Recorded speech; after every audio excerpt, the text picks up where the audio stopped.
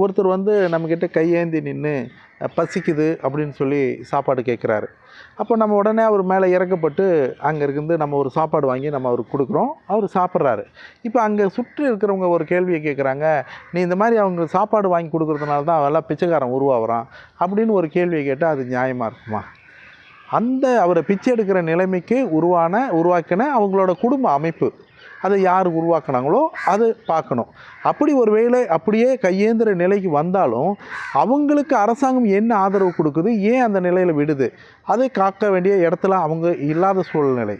அப்போது அதுக்கான பொறுப்பாளர்கள் யாருன்னு நீங்கள் பார்த்தீங்கன்னா, இந்த அவரை தெருவில் விட்ட அந்த குடும்பமும் அது காப்பாற்ற வேண்டிய அரசாங்கம் தான். பிச்சைக்காரன் இல்லாத ஒரு நாடை உருவாக்க வேண்டியது அவங்களோட கடமை, பொறுப்பு இருக்குது. அதை விட்டுட்டு உதவி செஞ்ச ஒருத்தர்கிட்ட சண்டை போடுறது எந்த வகையுமே சரியில்லை. அதே மாதிரி தான் இப்போ நாங்கள் வந்து இப்போ நாய்களுக்கு சாப்பாடு போடுறவங்களும் இறக்கப்பட்டு தான் நம்ம சாப்பாடு போடுறாங்க. அந்த நாய்களுக்கு உண்மையான உரிமையானவர்கள் யாருன்னு பார்த்தீங்கன்னா அரசாங்கம் தான். ஏன்னா தெரு அரசாங்கத்துக்கு சொந்தம், தெருவில் இருக்கிற நாய்கள் அரசாங்கத்துக்கு சொந்தம். இதுக்கு பொறுப்பாளர்கள் வந்து அரசாங்கம் தான். இப்போது அரசாங்கம் இதை வந்து முறைப்படுத்தணும். எந்தெந்த நாய் கிடைக்குதோ அது எல்லாத்தையும் அப்புறப்படுத்திட்டாங்கன்னா மக்களுக்கும் அவங்களுக்குமான ஒரு இணக்கமான சூழ்நிலை என்றைக்குமே இருக்கும். மக்களுக்கு நாய்களை பிடிக்கும், நாய்களுக்கு மக்களை பிடிக்கும். ஒரு சில நாய்களோட இயல்பு இருக்கும். அந்த நாய்களை அப்புறப்படுத்திட்டா இந்த பிரச்சனைக்கு தீர்வாக இருக்கும்.